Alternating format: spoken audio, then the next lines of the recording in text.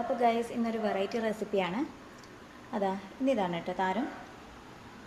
പച്ചക്കായ കണ്ടോ, പച്ചക്കായ ചെറുതായിട്ട് അരിഞ്ഞ് കഷ്ണങ്ങളാക്കി ക്ലീൻ ചെയ്തതാണ്.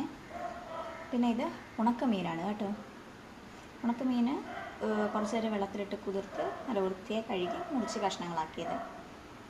ഇത് ഒരു പച്ചക്കായാണ്, ഒരു മീനും ഒരു പച്ചക്കായാണ് എടുത്തിരിക്കുന്നത്. ഇത് നല്ല ക്ലീനിങ് എല്ലാം കഴിഞ്ഞ് കട്ട് ചെയ്തതാണ്. പച്ചമുളക് ആവശ്യത്തിന് എരിവിന് വേണമെങ്കിൽ മാത്രം പച്ചമുളക് ആഡ് ചെയ്യാം. ഇത് 2 പച്ചമുളകുണ്ട്. പിന്നെ വേണ്ടത് ചെറിയ ഉള്ളി ഒരു 8-9 പീസുണ്ട്. വെളുത്തുള്ളി ഒരു 4 എണ്ണം. മുളക് പൊടി 2 ടേബിൾ സ്പൂണാണ് ഞാൻ എടുത്തിരിക്കുന്നത്, പച്ചമുളക് ഉള്ളതുകൊണ്ട്. മഞ്ഞൾപ്പൊടി 1 സ്പൂണുണ്ട്.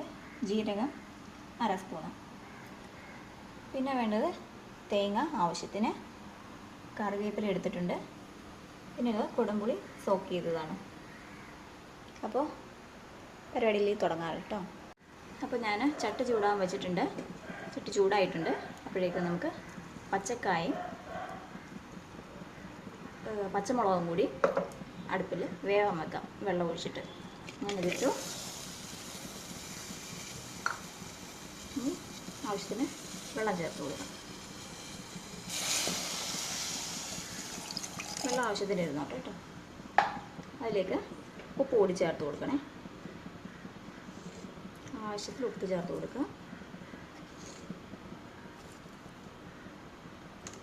ഓക്കെ, ഇനി അതിനെ അടച്ചു വെച്ച് വേവാൻ വെക്കുക കേട്ടോ. അപ്പോൾ കായ നമ്മൾ അടുപ്പത്ത് വെച്ചിട്ടുണ്ട്. അത് വെന്ത് വരുമ്പോഴേക്കും നമുക്ക് അരപ്പ് തയ്യാറാക്കാം. അതിന് വേണ്ടിയിട്ട് നമ്മുടെ തേങ്ങ ജാറിലേക്ക് ഇടാം. തേങ്ങ ഇട്ടതിൻ്റെ കൂടെ ചുവന്നുള്ളി, വെളുത്തുള്ളി, ജീരകം, മഞ്ഞൾപ്പൊടി, മുളക് പൊടി ഇതെല്ലാം കൂടി ഒരുമിച്ച് ഇട്ട് കൊടുക്കാം. അതപ്പോൾ എല്ലാം കൂടി നമ്മൾ ജാറിലേക്ക് ഇട്ട് ആവശ്യത്തിന് വെള്ളം ഒഴിച്ചിട്ടുണ്ട്.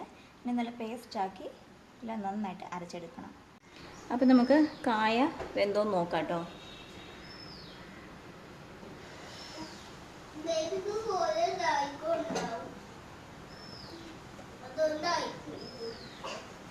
കായ നന്നായി വെന്ത് വന്നിട്ടുണ്ട്. കണ്ടോ, അതിൻ്റെ കളറൊക്കെ മാറി നല്ല വെന്തിട്ടുണ്ട്. അപ്പോൾ നമുക്ക് അരപ്പ് ചേർത്ത് കൊടുക്കാമേ. അപ്പോൾ അരപ്പ് ചേർത്ത് കൊടുത്തു. അതിൻ്റെ കൂടെ ആവശ്യത്തിന് വെള്ളം കൂടെ ചേർത്ത് കൊടുക്കാം. അപ്പോൾ നമ്മൾ അരപ്പ് ഒഴിച്ചത് ഒന്ന് തിളച്ച് തുടങ്ങിയിട്ടുണ്ട്. അപ്പോഴേക്കും നമുക്ക് മീൻ കഷ്ണങ്ങൾ ചേർത്ത് കൊടുക്കാം കേട്ടോ. ഈ മീൻ കഷ്ണങ്ങൾ ചേർത്ത് കൊടുക്കാം.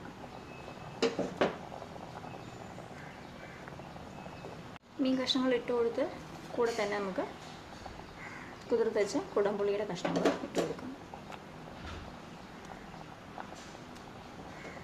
നന്നായിട്ടൊന്ന് ഇളക്കി കൊടുക്കുക.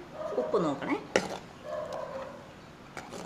ഞാൻ ഉപ്പ് എനിക്ക് കുറച്ച് കുറവായിട്ട് തോന്നി. അപ്പോൾ ഞാനൊരു 1 ടേബിൾ സ്പൂൺ ഉപ്പ് ചേർത്ത് കൊടുക്കുകയാണേ.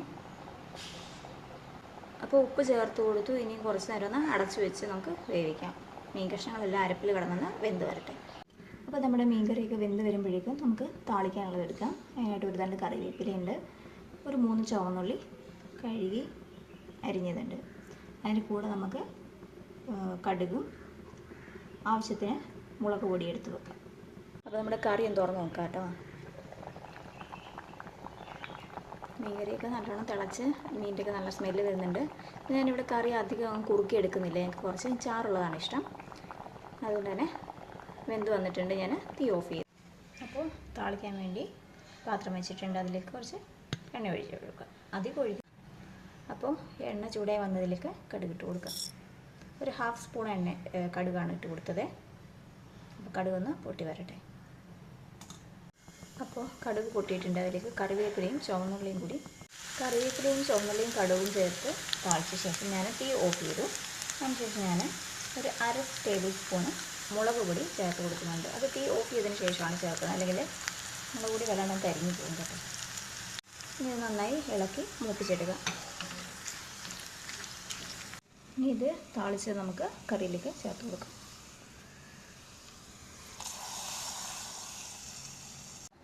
അപ്പോൾ നമ്മുടെ കായും ഉണക്കമീനും കുടംപുളിയൊക്കെ ഇട്ട് വെച്ച് നല്ല അടിപൊളി തേങ്ങ അരച്ച ഒരു ആലപ്പുഴ സ്റ്റൈൽ മീൻ കറി റെഡി ആയിട്ടുണ്ട് കേട്ടോ.